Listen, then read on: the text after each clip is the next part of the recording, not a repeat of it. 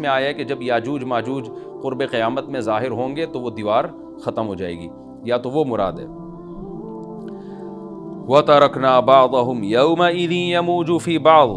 اور ہم ان میں سے بعض کو، یعنی جو یاجوج ماجوج ہیں ان میں سے بعض کو، یومئذ جس دن ایسا ہوگا، جس دن اللہ کا وعدہ آئے گا اور یہ دیوار ٹوٹے گی، یموج فی بعض، ہم ان کو ایسا کر دیں گے کہ یہ ایک دوسرے میں گھس رہے ہوں گے۔ یہ مضمون احادیث میں آیا ہے۔ دیکھیں قرآن میں اور احادیث صحیحہ میں جو یاجوج ماجوج اور اس دیوار کا ہمیں ملتا ہے نا، میں صرف اس کو آپ کے سامنے بیان کروں گا، باقی اس بارے میں ڈیٹیل میں آپ جائیں گے تو بہت کچھ آپ کو انٹرنیٹ پہ بھی مل جائے گا، مفسرین کی کتابوں میں بھی مل جائے گا، اور لوگوں کی اپنی اپنی تحقیقات ہیں، اپنے اپنے تبصرے ہیں، نہ میں ان تبصروں کو صحیح کہہ رہا ہوں نہ غلط کہہ رہا ہوں، کتابیں بھری ہوئی ہیں، وہ آپ جائیں پڑھیں اس کو، لیکن جتنی بات قرآن سے اور صحیح احادیث سے یاجوج ماجوج کے بارے میں ثابت ہوتی ہے، میں صرف اس کو آپ کے سامنے ابھی پیش کر رہا ہوں۔ پہلا عقیدہ تو یہ ثابت ہوتا ہے کہ یاجوج ماجوج ایک قوم ہے، انسان ہیں، وہ کوئی انسانوں کے علاوہ کوئی الگ مخلوق نہیں ہے، لیکن ہیں بڑے فسادی۔ دوسری بات، یہ بہت قدیم ہے، ذوالقرنین جب گئے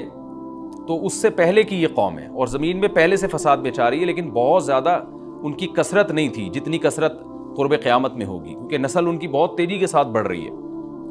تیسری بات یہ ہے کہ اللہ نے ان کو دنیا کے کسی حصے میں رکھ کے چھپا دیا ہے۔ چھپایا اس لیے ہے کہ ان کے ظاہر ہونے کا ایک ٹائم ہے، اور وہ ہے حضرت عیسیٰ علیہ السلام کا دور۔ حضرت عیسیٰ ابن مریم کے دور میں یاجوج ماجوج ظاہر ہوں گے، تو اسی کو آپ چوتھا پوائنٹ بھی کہہ سکتے ہیں۔ تیسرا پوائنٹ کیا ہو گیا کہ ان کو چھپا دیا گیا ہے، لہذا یہ جو لوگ کہتے ہیں نا یاجوج ماجوج دریافت ہو گئے ہیں، فلاں جگہ ہیں فلاں جگہ ہیں، تو بھائی ہمیں جب ایک چیز چھپا دی گئی ہے اور ایک ٹائم بتا دیا گیا ہے کہ اس ٹائم پہ ظاہر ہوں گے، تو اس سے پہلے وہ دریافت ہو ہی نہیں سکتے۔ پہلے دریافت ہو گئے تو اس کا مطلب نبی صلی اللہ علیہ وسلم کی گویا پیش گوئی غلط ہو گئی، تو جو جس کا ٹائم ہے اسی ٹائم پہ وہ ظاہر ہوں گے۔ چوتھی بات میں نے جیسے بتائی کہ حضرت عیسیٰ علیہ السلام کے دور میں وہ ظاہر ہوں گے۔ پانچویں بات، صحیح حدیث سے یہ بات ثابت ہے کہ یاجوج ماجوج وہ جو دیوار بنی تھی اس کو چاٹتے رہتے ہیں، ختم کرتے ہیں۔ اب چاٹنا کا جو لفظ حدیث میں ہے اس سے مراد زبان سے چاٹنا بھی ہو سکتا ہے، اور یہ کنایا بھی ہو سکتا ہے کہ اس کو ختم کرنے کی کوشش میں لگے ہوئے ہیں۔ اور ایسے چاٹنا، جب ہم کوئی چیز چاٹتے ہیں نا تو بہت تھوڑی تھوڑی وہ ختم ہوتی ہے، تو اتنی موٹی اتنی بڑی دیوار ہے کہ وہ انہوں نے اپنی اسٹرگل اور اپنی محنت نہیں چھوڑی ہے، تو وہ دیوار کو کسی نہ کسی طریقے سے گھسائی میں اس کے لگی رہتے ہیں۔ تو زبان سے بھی چاٹنا ہو سکتا ہے، اور کسی اور طریقے سے اس کو ختم کرنے کی کوشش بھی مراد ہو سکتی ہے۔ اور حدیث میں آتا ہے کہ ایک دن آئے گا، وہ جب ختم ہونے والی ہوتی ہے نا تو وہ کہتے ہیں کہ ہم کل اس کو دوبارہ شروع کریں گے اور کل ہم اس کو ختم کر دیں گے، لیکن وہ اللہ تعالیٰ اپنی قدرت سے دوبارہ اس دیوار کو اتنا ہی موٹا کر دیتے ہیں جتنا ذوالقرنین نے کیا تھا۔ تو قرب قیامت میں جب حضرت عیسیٰ علیہ السلام کا ظہور ہوگا تو وہ یہ کہیں گے ہم انشاءاللہ اس کو کل ختم کریں گے۔ تو انشاءاللہ کا لفظ جب استعمال کریں گے، کیونکہ وہ قوم ہے کافر، وہ اللہ پہ اعتماد کرنا، اللہ پہ توکل کرنا یہ چیز نہیں ہے۔ جیسے کافر تو نہیں کہے گا نا اللہ نے چاہا تو وہ اللہ پہ یقین نہیں رکھتے، تو وہ جب اللہ کا نام لیں گے اور کہیں گے کہ اللہ نے چاہا تو ہم اس کو کل ختم کر دیں گے، تو پھر اسلام کی وجہ سے وہ دیوار ختم ہو جائے گی۔ اس کی مثال ایسے جیسے حدیث میں آتا ہے، پچھلی قوموں میں ایک نوجوان تھا جو جادوگر کے پاس بھی جاتا تھا اور راہب کے پاس بھی جاتا تھا، جس کا سورہ بروج میں تذکرہ ہے، والسماء ذات البروج میں۔ تو جب وہ نوجوان پکڑا گیا، وہ مسلمان ہو گیا تھا، بادشاہ نے اس کو بھیجا تھا جادوگر کے پاس کہ جادو سیکھے،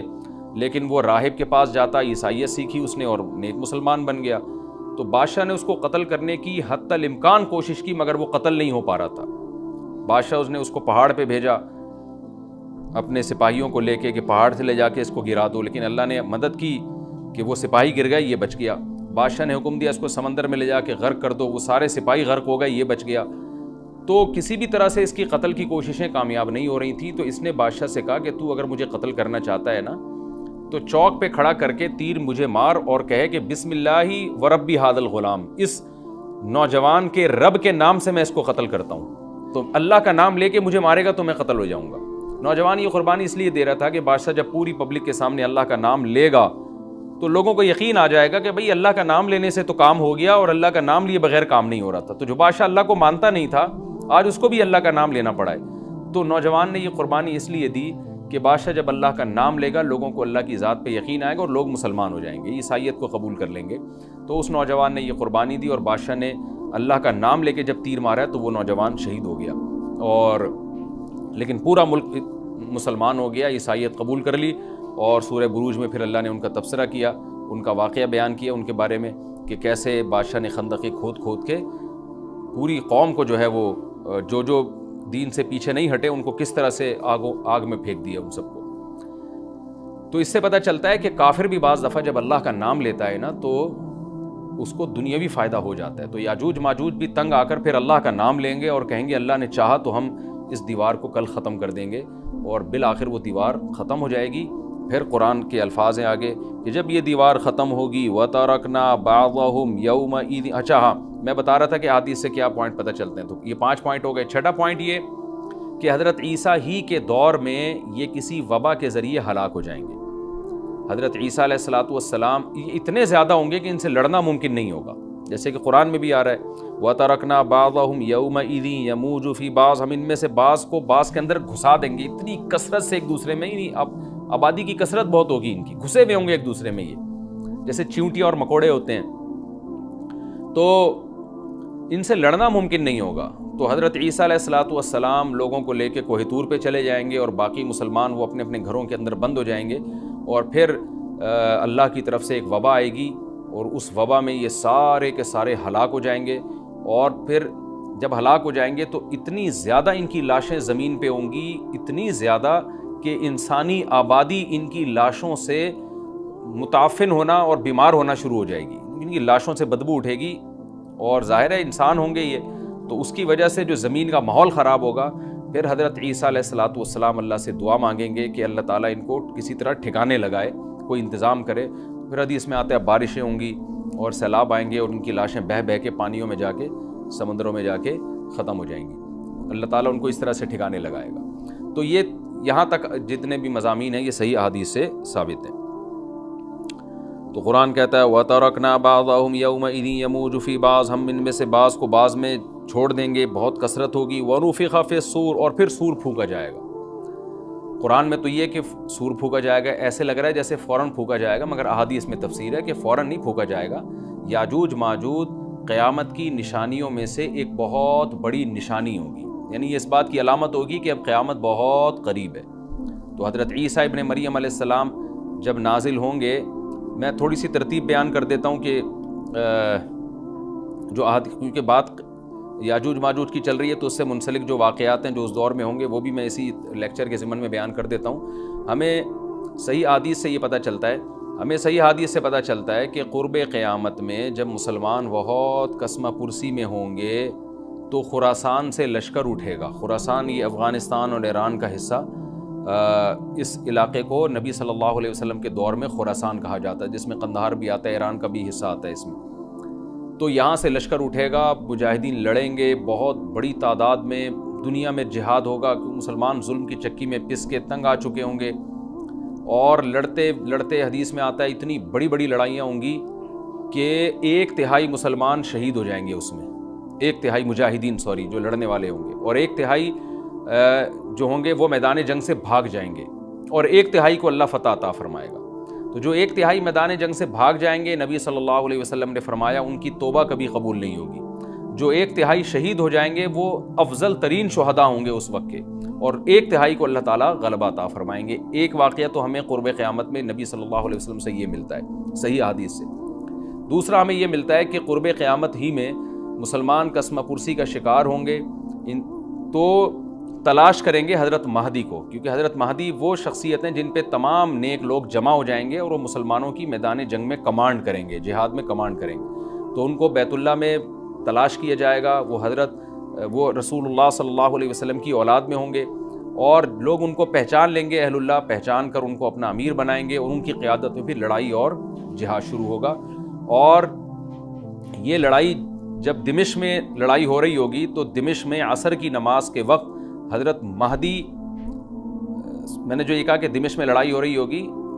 مقصد یہ نہیں ہے کہ دمشق کوئی میدان جنگ بنا ہوا ہوگا، مقصد یہ ہے کہ وہ مجاہدین کا لشکر دمشق میں ہوگا عصر کی نماز کے وقت، لڑائی چاہے کسی اور میدان میں ہو رہی ہو، لیکن حدیث میں ہمیں دمشق کا تذکرہ ملتا ہے۔ تو دمشق میں حضرت شام کا تذکرہ ملتا ہے، اور جو قرائن ہمیں ملتے ہیں وہ دمشق کی ایک خاص مسجد ہے، وہ مسجد حضرت مفتی تقی عثمانی صاحب اور مفتی رفیع عثمانی صاحب نے اس کو ہائی لائٹ بھی کیا، لیکن وہ یقینی نہیں ہے، یہ خوب سمجھیں، انہوں نے اس کا بھی تبصرہ کیا کہ اس کے بارے میں کوئی یقین نہیں ہے۔ تو حضرت مہدی عصر کی نماز پڑھا رہے ہوں گے، لوگ امامت میں آپ کے پیچھے کھڑے ہوں گے، یہاں تک کہ مسجد کے مینار پر، آج بھی وہ مینار موجود ہے جس کے بارے میں غالب گمان ہے کہ یہ وہ مینار ہے جہاں حضرت عیسیٰ علیہ السلام نازل ہوں گے، غالب گمان کے درجے میں کہا جا سکتا ہے، ورنہ پھر اسی کے اڑوس پڑوس میں کوئی مسجد ہوگی۔ میرا اگر شام جانا ہوا تو انشاءاللہ میں ارادہ ہے کہ میں ولاگ میں اس مسجد کا بھی تذکرہ کروں گا، اس جگہ کا بھی تذکرہ کروں گا، لیکن میں پہلے یہ بات بتا دوں کہ وہ 100% یقینی نہیں ہے، ایسا نہ ہو کہ اس مسجد کے مینار پہ چڑھ کے لوگ جو ہے وہ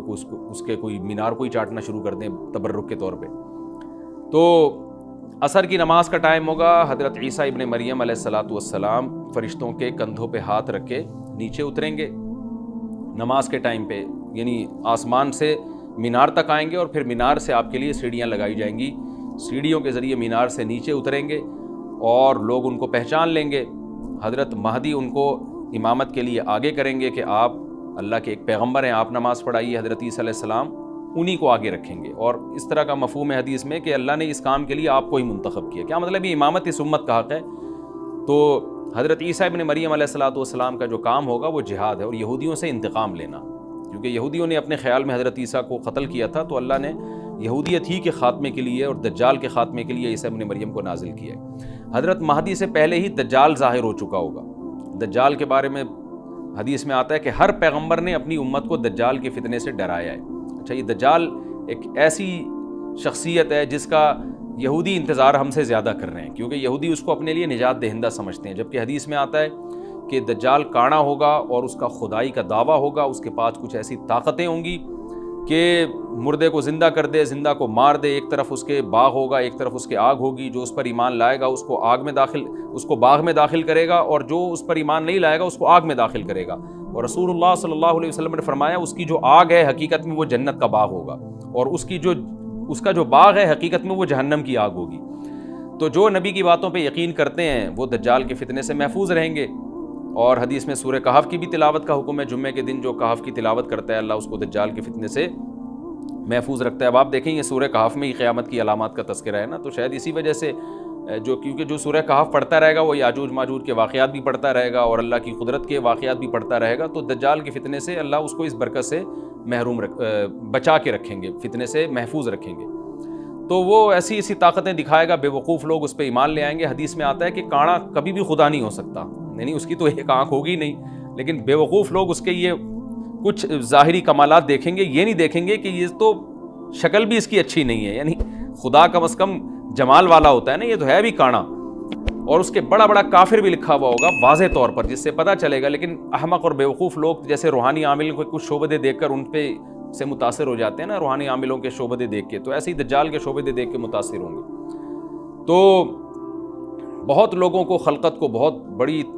امت کو گمراہ کرے گا دجال، اہل اللہ کو اللہ تعالیٰ اس کے فتنے سے محفوظ رکھے گا۔ پھر حضرت عیسیٰ ابن مریم جب نازل ہوں گے تو وہ دجال کو قتل کریں گے۔ حدیث میں آتا ہے کہ نیزے کے ذریعے گھوڑے پہ بیٹھ کے قتل کریں گے۔ علماء نے اس حدیث کا دو مطلب بیان کیے ہیں کہ یا تو اس کا مطلب یہی ہے کہ واقعی گھوڑے پہ بیٹھیں گے، نیزہ استعمال کریں گے، زمین جو ہے وہ اتنی پہلے اس سے جنگیں ہو چکی ہوں گی کہ لوگ دوبارہ تلواروں گھوڑوں کی طرف آ جائیں گے۔ اس بات کا امکان ہے، ہر ملک ایٹمی طاقت بن چکا ہے، تو اگر یہ ایٹم بم سارے ملک آپس میں چلا دیں تو ہم دوبارہ گدھے گھوڑوں والی زندگی پر آ جائیں گے، ٹیکنالوجی ساری تباہ و برباد ہو جائے گی، انسان کی ترقی۔ تو اس بات کا بھی امکان ہے کہ کوئی اس سے پہلے ہو سکتا ہے کوئی ایسی جنگ عظیم ہو کہ انسانیت دوبارہ پہاڑوں پتھروں کے دور میں آ جائے۔ لیکن ظاہر یہ معلوم ہوتا ہے کہ رسول اللہ صلی اللہ علیہ وسلم نے جو کلام کیا ہے، ظاہر ہے اس دور کے لحاظ سے جو لوگوں کے، جہاں تک جو لوگوں کی مینٹل اپروچ ہے وہاں تک، تو نبی صلی اللہ علیہ وسلم میزائل یا اور ٹینکوں کا تذکرہ کرتے تو کیا سمجھ میں آتا؟ تو گھوڑے سے مراد ہے جو اس زمانے کا گھوڑا ہوگا، اور نیزے سے مراد ہے اس زمانے کا جو اسلحہ ہوگا، کیونکہ نیزہ نبی کے دور کا ایک مناسب اسلحہ تھا اور گھوڑا نبی کے دور کی میدان جنگ کی ایک مناسب سواری تھی۔ تو اس سے یہ بھی پتہ چلتا ہے کہ ہو سکتا ہے عیسیٰ ابن مریم نیزے کے بجائے کلاشنکوف کا استعمال کر لیں، تو یعنی وہ نیزہ جو ہے وہ اس کلاشنکوف کی یا جو بھی اسلحہ اس وقت حضرت عیسیٰ ابن مریم استعمال کریں گے اس کی ایک تعبیر ہے، تو اس کا بھی پورا امکان ہے۔ تو ہمیں بہرحال اتنا ایمان ہمارے لیے ضروری ہے کہ دجال کو قتل کرنے والی جو ذات ہے، جو شخصیت ہے، وہ عیسیٰ ابن مریم علیہ الصلوۃ والسلام ہے۔ تو حضرت عیسیٰ کے ذریعے اللہ تعالیٰ دجال کو قتل کریں گے، اور حضرت عیسیٰ کی قیادت میں زبردست جہاد ہوگا۔ حدیث میں آتا ہے کہ عیسیٰ ابن مریم اس دنیا کو امن سے بھر دیں گے، اتنا امن ہو جائے گا اور اتنی مالی فراوانی ہوگی، اتنی مالی، کیونکہ دنیا میں مال بہت ہے، ڈسٹریبیوشن صحیح نہیں ہے، جو تقسیم ہے نا مال کی وہ ظالمانہ ہے، جس کی وجہ سے غریب غریب سے غریب تر ہے، امیر امیر سے امیر تر ہے۔ حضرت عیسیٰ ابن مریم ایسا نظام قائم کریں گے کہ جس سے مال کی صحیح تقسیم، اور لوگ اٹھیں گے زکوٰۃ کا مستحق تلاش کریں گے اور لوگوں کو زکوٰۃ کا مستحق نظر نہیں آئے گا، غریب تلاش کرنا مشکل ہو جائے گا۔ یعنی ایک آدمی، حدیث کا مفہوم ہے کہ زکوٰۃ لے کے گھومتا رہے گا اور اس کو کوئی غریب نہیں ملے گا، اتنی مالی فراوانی ہو جائے گی۔ پھر ترمذی کی روایت میں آتا ہے کہ اللہ کی طرف سے برکتیں ایسی نازل ہوں گی کہ بڑے بڑے انار پیدا ہوں گے، بڑے بڑے انگور پیدا ہوں گے، زمین اپنی برکتیں کھول دے گی، اور حضرت عیسیٰ علیہ السلام خنزیر کو بھی دنیا سے ختم کر دیں گے، خنزیر کی نسل کو ختم کر دیا جائے گا، وَيَضَعُ الْجِزْيَةَ، اور جزیہ کا نظام ختم، اما الاسلام و اما السیف، یا تو تلوار یا اسلام، اس کے علاوہ نہیں۔ تو نبی صلی اللہ علیہ وسلم کو اللہ نے جس مقصد کے لیے دنیا میں بھیجا تھا، اس مقصد کی جو تکمیل ہے وہ عیسیٰ ابن مریم کے ذریعے۔ باقی اس میں حکمتیں کیا ہیں، اس پر میرے الگ سے بیانات موجود ہیں کہ اللہ نے حضرت عیسیٰ ابن مریم کا انتخاب کیوں کیا اس کام کی تکمیل کے لیے، اسی امت میں کوئی کیوں منتخب نہیں کر لیا، یا یہ کہ پیغمبر صلی اللہ علیہ وسلم ہی کے ذریعے پوری دنیا میں اسلام کو غالب کر دیا جاتا، اس میں کیا حکمتیں ہیں، اس پر میرے الگ سے بیانات موجود ہیں۔ ابھی تو میں کوشش کرتا ہوں کہ تفسیر سے میں جو ٹو دا پوائنٹ بات ہے اس سے یہاں اس لیکچر میں نہ ہٹوں۔ تو اسی وقت حضرت عیسیٰ ابن مریم اس کو یاجوج ماجوج کو قتل کریں گے اور دنیا انصاف سے بھر جائے گی، اور اللہ تعالیٰ نے جو پیغمبروں کو دنیا میں بھیجا تھا اس کا مقصد کیفیت اور کمیت دونوں لحاظ سے حاصل ہو جائے گا۔ اس کے بعد پھر آہستہ آہستہ دنیا میں زوال شروع ہوگا، اور پھر جب پوری دنیا کے لوگ زوال کا شکار ہوتے ہوتے کفر کی طرف جائیں گے، گناہوں کی طرف، اور حدیث میں آتا ہے جب تک ایک شخص بھی اللہ کا نام لینے والا ہوگا اس دنیا پر قیامت نہیں آئے گی، یہاں تک کہ آخری شخص جب دنیا سے اٹھے گا جو اللہ کا نام لیا کرتا تھا، تو اس کے بعد اللہ تعالیٰ سور پھونکیں گے، جبریل کو حکم دیں گے سور پھونکنے کا، اور اس دنیا کو تباہ و برباد کر دیا جائے گا۔ تو آگے قرآن کہتا ہے وَنُفِخَ فِي الصُّورِ، اور پھر سور میں پھونکا جائے گا، فَجَمَعْنَاهُمْ جَمْعًا، پھر ہم ان تمام انسانوں کو جمع کر دیں گے، وَعَرَضْنَا جَهَنَّمَ يَوْمَئِذٍ لِّلْكَافِرِينَ عَرْضًا، اور قیامت کے دن ہم جہنم کو یومئذ، جس دن ایسا ہوگا یعنی جس دن سور پھونکا جائے گا، یہ دوسرا سور مراد ہے، للکافرین عرضا، کافروں کے سامنے پیش کر دیں گے، الذین کانت اعینہم فی غطاء عن ذکری، یہ وہ لوگ ہیں جن کی آنکھیں میری یاد سے پردے میں پڑی ہوئی تھیں، یعنی میری یاد کی چیزیں ان کو نظر ہی نہیں آتی تھیں، غفلت میں پڑی ہوئی تھی جن کی آنکھیں، وکانوا لا یستطیعون السمع، اور یہ سننے کی صلاحیت بھی نہیں رکھتے تھے، نہ حق بات سنتے تھے نہ حق دیکھتے تھے، بس اپنے خواہشات کی جو چیزیں ہیں وہ ان کو اچھی لگتی تھیں اور وہی ان کو سمجھ میں آتی تھیں۔ تو یہ ہمارا رکوع الحمدللہ کمپلیٹ ہو گیا۔ اس رکوع میں ہمیں بہت سارے اسباق ملتے ہیں، میں نمبر وار اس کو مختصراً بیان کر دیتا ہوں۔ پہلی بات تو یہ کہ دیکھیں اللہ تعالیٰ نے کیسے کیسے بادشاہ دنیا میں بھیجے ہیں اور کتنے پاورفل بادشاہ۔ حضرت ذوالقرنین کا نام ہی قرن والا، دو کناروں والا، زمین کے بہت بڑے حصے کو حضرت ذوالقرنین نے فتح کیا، اور اللہ کے نیک بندے کیسے اللہ کے راستے میں لڑتے رہے ہیں۔ تو یہ جو لوگ بیٹھ جاتے ہیں نا بس عبادت کرو اور لڑائی وڑائی اسلام میں ہے ہی نہیں، یہ دنیا میں کوئی بھی عقل مند اس نظریے کا حامی نہیں ہوگا۔ تو طاقت اور قوت کی اسلام میں بہت زیادہ اہمیت ہے۔ اس سے ہمیں یہ بھی پتہ چلتا ہے کہ اپنے ملک کی، خاص طور پر اسلامی ملک کی جو فوجی قوتیں ہیں، جو فوجی طاقتیں ہیں، ان کی ہمیں قدر کرنی چاہیے، کیونکہ اگر کوئی بھی ملک عسکری لحاظ سے کمزور ہو جائے، کیونکہ اللہ تعالیٰ تو جو عسکری لحاظ سے طاقتور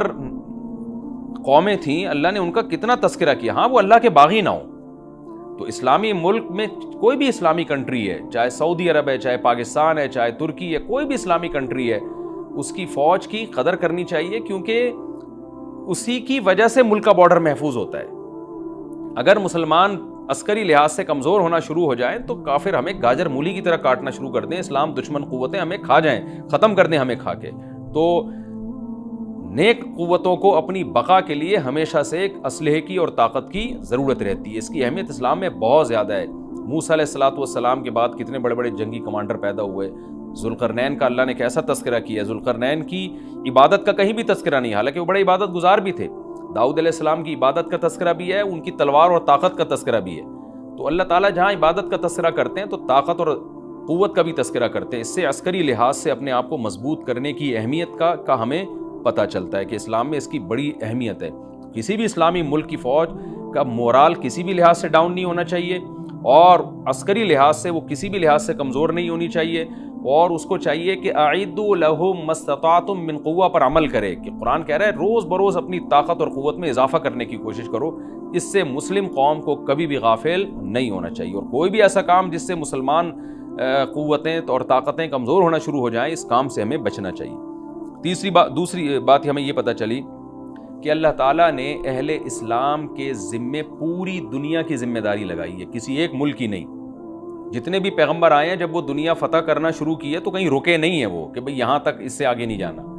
ان کی صلاحیت ہی ختم ہو گئی ہو, وسائل ہی ختم ہو گئے ہوں تو الگ بات ہے. تو پوری دنیا ہے جس میں اللہ کے دین کو غالب کرنا ہے. اب اس کا طریقہ کیا ہوگا؟ ظاہر ہے جو جس زمانے میں سوٹیبل طریقہ ہو وہ اختیار کیا جائے گا. تو حضرت ذوالقرنین پہلے انتہائی مشرق کی طرف گئے ہیں جہاں سورج نکلتا ہے, تو وہاں سے جہاں سے آبادی شروع ہو رہی ہے, اور ان کا خیال تھا کہ اب آگے آبادی نہیں ہے, تو پھر جا کے سٹاپ کیا ہے. مغرب میں بھی ایسے ہی, شمال میں بھی ایسے ہی. تو ہمیں جب دیکھتے ہیں کہ جب صحابہ کرام نے دنیا فتح کرنا شروع کی ہے تو ہمیں مسلمان کمانڈروں میں بھی ایسے واقعات ملتے ہیں کہ وہ علاقے فتح کرتے کرتے سمندر کے کنارے پہنچے اور انہوں نے سمندر کو دیکھ کے کہا کہ تیرے آگے بھی آبادی ہوتی نا تو ہم اللہ کا کلمہ وہاں بھی بلند کرتے. تو یہ دور تھا مسلمانوں کا, اور یہ عیسیٰ ابن مریم دوبارہ پھر وہی کریں گے, پوری دنیا کو فتح کریں گے. تو حضرت ذوالقرنین کے اس واقعے سے پتہ چلتا ہے کہ پوری دنیا کی ذمہ داری اللہ نے ہمیشہ سے اہل اللہ پہ لگائی ہے, اور وہ پوری دنیا میں اللہ کے دین کو غالب کرنے کی کوشش میں ہمیشہ سے لگے رہے ہیں. تیسری بات ہمیں پتہ چلتی ہے کہ اسباب اور وسائل کی اہمیت. حضرت ذوالقرنین نے جب اتنا پہاڑوں کے بیچ میں اتنا یعنی لوہے کی پلیٹیں لگا کے تانبا پگھلا کے آہنی دیوار بنائی ہے تو خوش ہوئے ہیں, ھذا رحمت من ربی, یہ میرے رب کی رحمت ہے. تبھی تو اللہ کا شکر ادا کیا نا, خوشی پہ شکر ادا کیا جاتا ہے. تو اس سے یہ بھی پتہ چلتا ہے کہ سائنس اور ٹیکنالوجی, دیکھیں یہ کام ٹیکنالوجی کے بغیر ممکن نہیں تھا. تبھی تو اس قوم نے کہا نا ذوالقرنین سے کہ ہم پیسے آپ کو دیں گے, لیکن ہمارے پاس وہ وسائل نہیں ہیں, وہ ٹیکنالوجی نہیں ہے ہمارے پاس. اور بظاہر ایسا لگتا ہے کہ ان کے پاس لوہا بھی تھا, تانبا بھی تھا, کیونکہ حضرت ذوالقرنین اب یہ تو نہیں ہے نا کہ زمین کے مشرق کی طرف دوبارہ لوہا جمع کرنے گئے ہوں, تو وہیں سے جو کچھ ہوگا نکالا ہوگا. تو وسائل اس قوم کے پاس تھے, ٹیکنالوجی نہیں تھی کہ اس لوہے کو اور اس تانبے کو پگھلا کے دونوں پہاڑوں کے بیچ میں پلیٹیں کیسے بنانی ہیں اور ان کو کیسے ان کے بیچ میں تانبا کر کے کہانی دیوار بنائی ہے, یہ ٹیکنالوجی ان کے پاس نہیں تھی. تو اس سے ہمیں ٹیکنالوجی کی ویلیو کا بھی پتہ چلتا ہے. آج مسلمان اس میں بھی بہت پیچھے چلے جا رہے ہیں اور اس کو مذہب سمجھنا شروع کر دیا ہے, یہ بات بھی غلط ہے. حضرت ذوالقرنین نے اتنی طاقت اور قوت کا استعمال کیا اور اتنے زبردست طریقے سے اس وقت جو بھی اس سوٹیبل ٹیکنالوجی تھی اس کا استعمال کر کے دو پہاڑوں کے بیچ کے راستے کو بند کر دیا, اور اس پہ خوشی منائی حضرت ذوالقرنین نے. یہ نہیں کہا کہ بھئی اس سے کچھ بھی نہیں ہوتا, اصل میں تو بس انسان کو چاہیے کہ وہ اللہ اللہ کیا کرے بیٹھ کے, اور یہ کیا اللہ سے بس مدد مانگو, اللہ ہی. یاجوج ماجوج کے بارے میں ان کو کہہ دیتے ہیں ذوالقرنین کہ تم سب رات کو تہجد میں اٹھ کے دعائیں مانگو, اللہ یاجوج ماجوج سے تمہیں بچا لے گا. نہ حضرت ذوالقرنین نے کہا دعائیں بھی مانگو, یقیناً حکم دیا ہوگا دعائیں مانگنے کا, لیکن ہم پورے اسباب اور وسائل استعمال کریں گے, لوہے کی پلیٹیں بنائیں گے, تانبے کو پگھلائیں گے, اوپر چڑھائیں گے اور اس طرح سے پوری مضبوط دیوار بنائیں گے. آج مسلمان ہاتھ پہ ہاتھ رکھ کے بیٹھ گیا ہے اور وظیفوں میں اور جو ہے بس وہ چند صبح شام کے وظیفے پڑھ کے وہ سمجھتا ہے کہ ساری دنیا کے سارے مسائل کا حل اس سے ہو جائے گا. ایسا نہیں ہے, آپ کو بہت زیادہ ترقی کرنی ہے, بہت زیادہ اسباب و وسائل میں آپ کو غیر مسلموں سے آگے نکلنا ہے. جیسے کہ قرون اولیٰ کا مسلمان نکلا تھا, تبھی اللہ نے اس کے لیے دنیا میں فتوحات کے دروازے کھولے تھے. تو اللہ ہمارے لیے فتوحات کے دروازے جبھی کھولے گا جب ہم عبادت کے ساتھ ساتھ سائنس اور ٹیکنالوجی کے میدان میں بھی آگے بڑھنے کی کوشش کریں, اور ہمیں قرب قیامت کی علامت